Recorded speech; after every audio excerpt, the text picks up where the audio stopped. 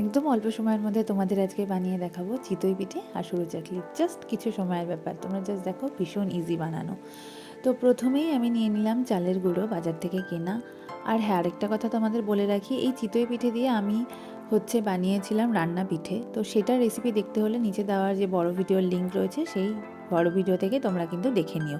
তো প্রথমেই দেখলে যে আমি চালের গুঁড়ো দিলাম, তার মধ্যে একটু অল্প নুন আর হালকা উষ্ণ গরম জল। তো ওটাকে ভালো করে গুলিয়ে নিয়ে এরকম ব্যাটার তৈরি করে নেবে। দেন একটা তাওয়া নেবে, তাওয়ার মধ্যে হালকা তেল দিয়ে এই ব্যাটারটা দিয়ে দেবে। তো বেশ তোমাদের একটা রাউন্ড শেপ মতন করে নিয়ে জাস্ট 2-3 মিনিট ঢেকে নিলেই ব্যাস তৈরি হয়ে যাবে সরু চাকলি।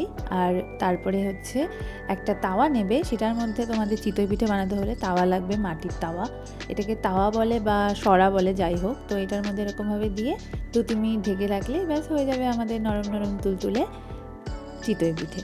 তো দেখো কতটা সফট আর কতটা নরম হয়েছে। তো দারুণ লাগে খেতে গুড় দিয়ে, যে কোনো গুড় যেটা তোমাদের ভালো লাগে সেই গুড় দিয়ে।